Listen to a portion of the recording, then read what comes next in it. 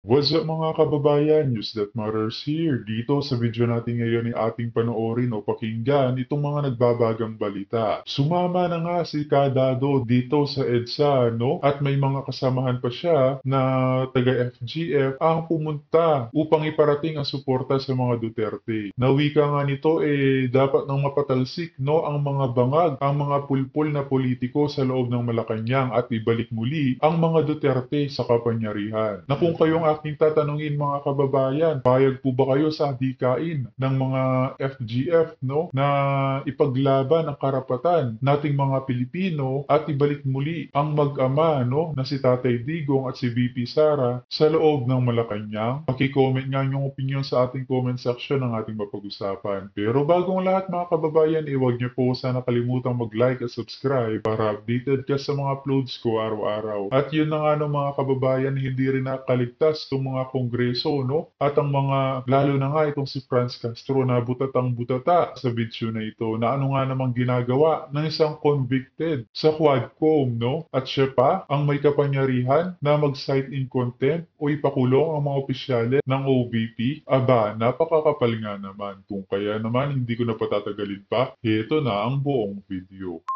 Diba, hindi binoto. Pero ako binoto ko. Binigyan ko siya ng oras ko. Na kahit ako walang pakialam, binigyan ko siya ng oras. Ngayon, fast forward. 2 taon na lumipas. Bakit ako nandito? Bakit kayo nandito? O, bakit ka nandito?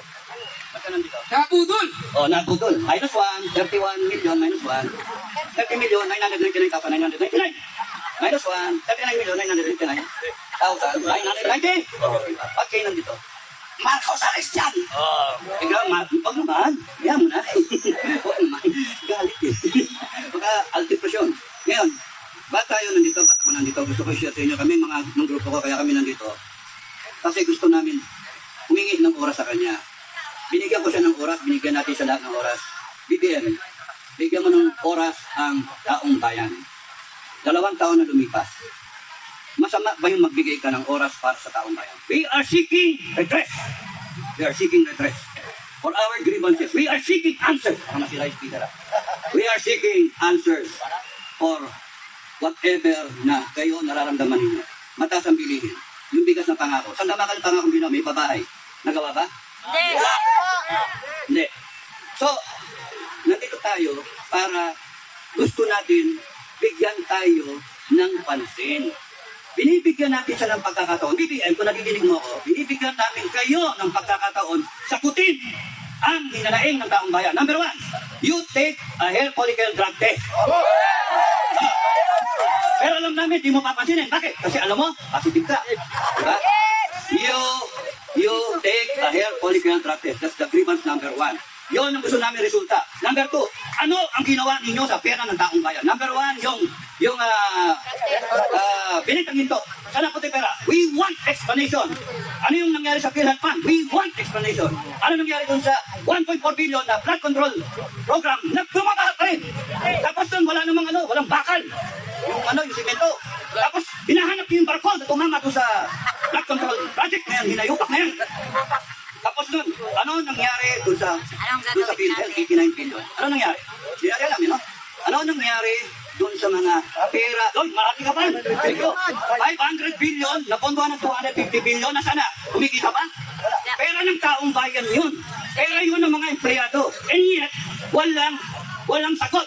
Pero kayo, sinasagot ninyo yung grievances ninyo. Ano yung grievances ninyo? Takot na takot kayo kay Sara. Takot na takot kayo kay Duterte. Kay Digong. Hindi yun ang gusto namin. Ang gusto namin, sagutin ninyo. Please, sagutin ninyo. At kayong mga nakapaligid kay Marcos, kayong mga AFP at mga PNP, pakiusap, huwag niyong aawayan yung AFP, PNP. Nasasaktan kami. Galing kami doon. May mga kasama kami na ex-PNP, may kasama kaming mga ex-military. No? Hayaan nyo lang sila.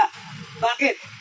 May trabaho silang ginagampanan, mas malaking problema nila. Kung hindi sila tutugon sa hinanaing ng taong bayan, tayo ang tutugon sa hinanaing natin. Tayo. Wala nang iba. Tayo. Tayo ang hihingi sa tulong sa sarili natin. Kung hindi sasagutin ng gobyerno ang problema ng taong bayan, tayo ang tutugon. Tayo ang sasagot. Why? Because we are above everyone. We have the sovereign will. Tayo yung pinakamataas. Ito lang yung konstitusyon. Ito lang. Tayo. Ito. We, the sovereign Filipino people, imploring the aid of Almighty God in order to establish a democratic and just society that shall, and a government that shall embody our ideals. Ideal ba yung mag-group tayo? Hindi! Ideal ba yung magnakaw? Hindi! Yung anak mo nga magnakaw, papaluin mo eh. Opo. Sikain mo. Yung kongreso, pinaplanter tayo. Ano? Bawal ba bawal ba magalit? Contempt. Oh, iyo, contempt. Yes or no? Tangan nyo. Yan ang sagot nyo. Tama, no? Agree ba kayo sa winiwika ni Sir Dado, mga kababayan, na sumusobra na talaga, no, itong bangag na administrasyon at kailangan na talagang kumilos na makisa sa EDSA. Magki-comment nga yung opinion sa ating comment section ng ating mapag-usapan. Ikaw, kilala mo kung sino ka, convicted ka, nagko-contempt ka ng tao. Correct! Hanip ka. Kriminal! Baka mawalan ako ng boses ha. Ikaw. Oh. Convicted ka, criminal. Anong ginagawa mo dyan? Di ba? May bukas ka rin. Oh. Kaya nga, hindi dapat na inapi. And now, what you're trying to do, after the people are saying lahat ng grievances nila, pinapalik ka din yung konstitusyon. Ginagamit yung konstitusyon laban sa amin. Tama ba yun? Mali! At ang nasagot nyo. We, the sovereign Filipino people, to ordain and promulgate His Constitution. Batas natin yun, kaya hindi kahit sinong Supreme Court, kahit sinong lawyer na hindi naintindihan yan. Talaga, sorry, hindi ko naintindihan. We, the sovereign Filipino people, tayo ang masusunod. We, the sovereign Filipino people, walang Pilipinas kung walang taong bayan. Walang gobyerno ng Pilipinas kung walang taong bayan. Walang konstitusyon, walang taong bayan. Tayo ang nag-ratify, isa ako sa nag-ratify. Ikaw, matanda ka na rin. Oo, nag-ratify rin to. Sino mga tatanda rito, mga senior? Nag-ratify kayo ng Constitution 1987. And we saw to it na meron tayong konstitusyon sa ngayon sa kagustuhan natin. To ordain, binasbasa natin, and promulgate this Constitution. Ang problema ngayon, anong ginagawa nila? Pinaboy! Yun lang ang salita. Pinaboy! Pinorkibik! Huwag mo siya magalit. Huwag natin isipag ninyo kami. Puso. Pag kami ang nagalit. You are weaponizing the Constitution laban sa Pilipino. Bakit? Makinig kayong lahat, tao sa gobyerno. From President, Vice President, Nagisara, Vice President, Congress, Senate, Armed Forces of the Philippines, 3 branches of government. Pakinggan ninyo. Galit ang taong bayan. Napakahirap pag-intindihin doon. Galit ang taong bayan. Ako galit na eh. Matagal ako magpasensya. I have a high tolerance for pain. Hindi na, okay lang. Hiwa-hiwain nyo ko, tatawanan ko lang yun. Patakan nyo ng kalamansi at asin, tatawanan ko lang yun. Tanggalinin ko okay lang sa akin yun. Kuryente nyo ko, okay lang sa akin yun. Dinala namin sa akademiyan. No? Uso paising nun eh. Kaya, pag kami nagre-reklamo na, ibig sabihin, matindi na ang galit ng taong bayan. Matindi na ang hinaing ng taong bayan. Huwag nyo kami pilitin magalit. Kaya pag kami nagalit, huwag na natin paabutin ito na kami mismo, bigyan. Makinig kayo down the line. Huwag nyo nang paabutin na kami mismo magdedeklara ng People's Court. Ano naintindihan nyo yung sinasabi ko? People's Court. Kami mismo ang liliti sa inyo. Kami mismo.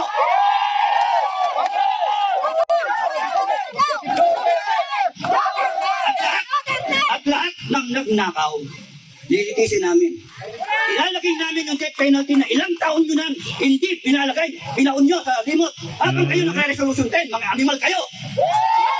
Mas mainam nga yun, no, na magkaroon na ng parusang bitay sa ating bansa nang matakot naman ang mga gumagawa ng karahasan at kriminalidad, no? Pati yung mga nangungurakot dyan, masampulan na. Sapagkat hindi babangon ng bansang Pilipinas hanggat may mga pulpol na politikong nauupo sa loob ng Malacanang na sila-sila na lang may mga pagnanakaw na ginagawa. Tama na, sobra na.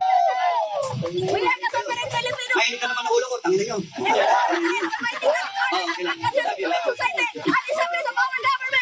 Hindi ko naintindihan. Kung saan na? Yes, we are the sovereign Filipino government. The sovereign Filipino people. And we deserve respect. We deserve respect. Hindi tayo dapat takutin. Pinawala na ako ng boses ha. Hindi tayo pwedeng takutin. Pagkat lahat ng kanilang kapangyarihan, ano sabi sa konstitusyon? All power, all authority emanate from the people. Sovereignty resides. And sovereignty resides with the people. So, bakit nyo kami naaway? Bakit nyo kami tinatakot? Bakit nyo kami pinupukpok? Kay OJC, pinupok. Tama ba yun? Tama ba yun? Kaya, pero huwag kayong magagalit sa ating PNP. Marami ko kilala sa PNP na mabait. Pero pagka pinupok kayo, magalit kayo. bilog po kayo eh. Pag tinilas kayo, magalit kayo. Huwag kayong matatakot mga kababayan. Kasi karapatan natin ang magalit.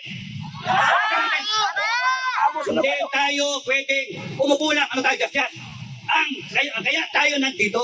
Kasi ayaw natin maging narco. Monarchy.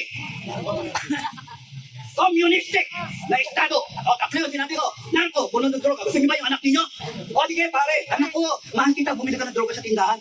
Gusto niyo yan?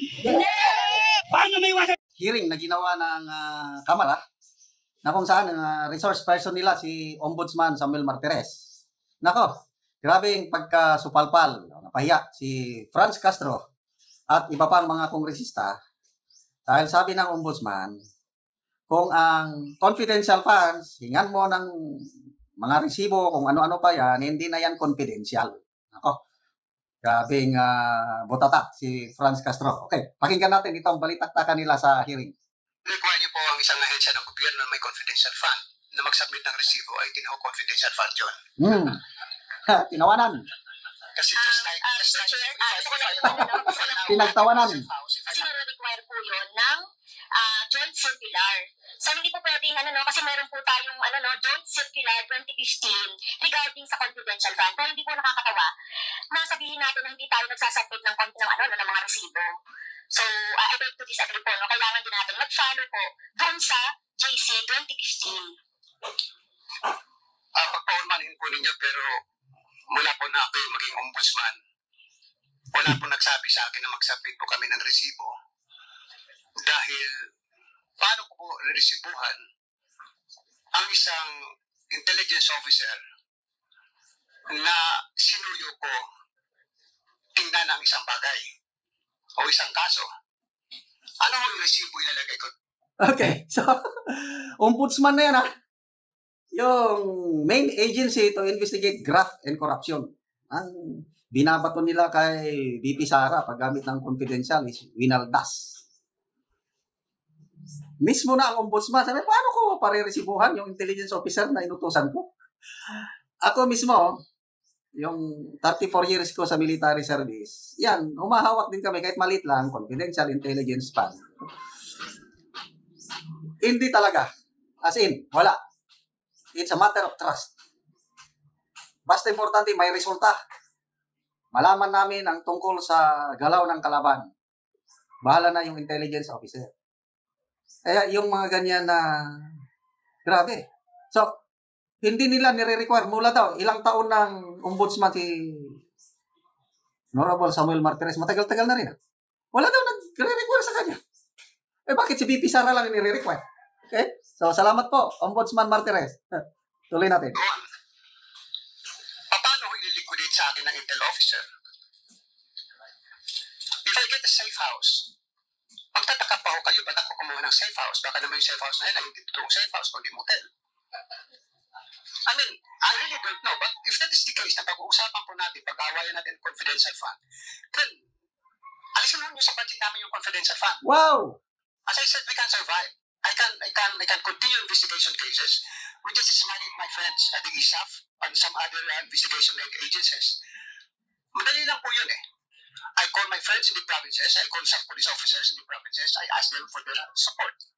Kung kailangan mag-utos sila ng tao para i-verify kung totoo ito, then doon po kami gumagastos ng transportation expense ng pagkain ng tao. So paano i-liquidate po sa amin yun? Paano kayo mag-release sa submit ng resibo? Napakahirap po yata noon na mag-submit kami ng resibo. Ayan, very real talk. Itong si Ombudsman Martires. Ganyan din ang nangyayari sa amin. Kasi kung i-require mo yung intelligence officer na mag-submit ng resibo katulad ng ordinary funds, example, yung logistics, yung personnel, may mga punto kasi yan eh. Tama. Kaya pwedeng submit. Kaya lang intelligence or confidential funds, i-require mo ang intelligence officer, nako, mawawalan ng motivation o gana. Iba kasi ang trabaho ng mga intelligence officer. Nakataya po yung buhay nila. Correct. Marami na kaming mga tauhan. Dahil sa Intel nga confidential, no? From the word itself, confidential. Bawal talagang ilatag ang mga resibo, dokumento. Ito talagang si Franz Castro, hindi nag-iisip. nature ng trabaho nila, nalagay sa alanganin. Kaya isa sa pinakamahirap na trabaho, yung intel officer. Naranasan ko yung iba't iba, operation, logistics, personnel, finance. Naranasan ko yan. Ang hindi ko naranasan, intel. Kaya nga, bakit? Napakahirap. Mayroon lang akong idea sa operation ng intel, but yung ako, direct na naging intelligence officer. So, real talk. Practical itong sinasabi ni Ombudsman Martires. Sana all, ganito lahat ang mga resource persons. At siguro wala namang papayag din sa amin na intel officer na pag binigyan ko ng 50,000 pesos o liquidate mo sa akin, nandun sa kanya ng taxi kung siya ay may, which I did it before, na mapinaman-manan ako isang empleyado ng ombudsman, pinasundan ko. Abay, siguro mahihirapan yung intel officer na every now and then may bibigay sa akin yung resibo ng gasolina. At pag niliquidate ko yung resibo ng gasolina na yun, as my own expense, baka sabihin ko, ay hindi pwede kasi hindi ka pwede mag-claim ng gasoline expense because you have your transportation allowance. So I don't think a receipt is important. What is needed is that we make a certification, we issue a certification to the effect that we have spent the confidential fund for purposes of investigation of cases. Bakit po kami nakakatipid? Noong araw po, kung isang lumalakad po na investigador 5. Ayan, ang nangyayari talaga is acknowledgement receipt na lang.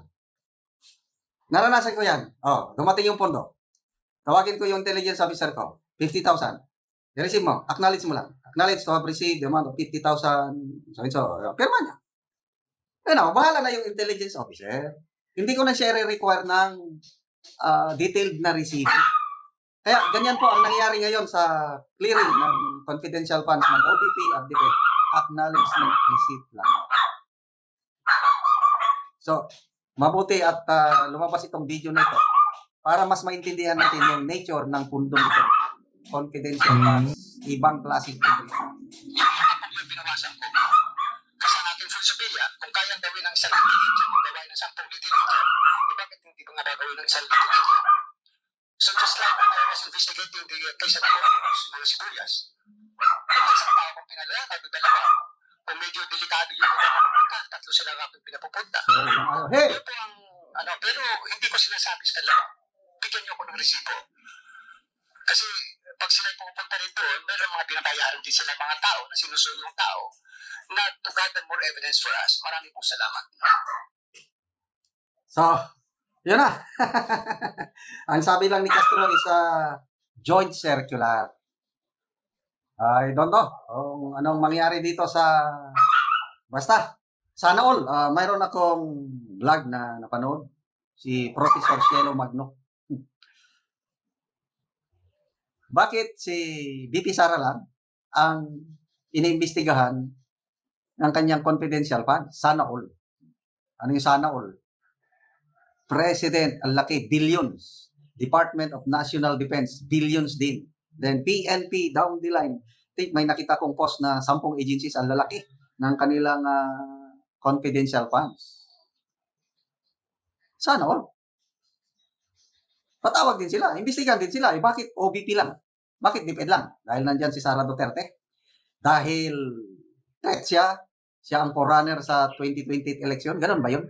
Tatanong lang naman, ang taong bayan, nakikiramdam. Kaya tingnan natin kung ano talagang motibo ninyo sa, is it really for good government or for political ambition? Tanong lang naman, ang taong bayan, alam na this. At ang ating First Lady, siya ang ating problema sa ating bansa Pilipinas. Dalawa lang ang demonyo at isa lang ang tanga. Sino tanga? Si Bongbong Marcos. Kinakaya ng asawa. Kinakaya ng asawa. Kinakaya ng kanyang pinsan. Noong 1970s, 1980s, ang naghaharing pangalan, Marcos at Romualdez. Ngayon, Marcos at Romualdez pa rin. Alam niyo sa totoo lang, para sa kalaman, ako ay nakapagtapos ng kolehiyo sa pamamagitan ng Marcos Sr. Ang inaakala ko, yung 60 million more or less na itinutulong ko sa kanya pagkapanalo bilang isang vanguard of democracy, humiwalay ako kasi ang unang napag-usapan namin ni Martin Araneta sa Mandaluyong na kung saan yung kayamanan na nakuha ibibigay sa taong bayan. Ano nangyari? Ibinayad sa mga taong kanilang papakinabangan. Lahat ginawa nilang bayaran. Mayayaman, mahirap, binabayaran nila para sa kanilang political ambition.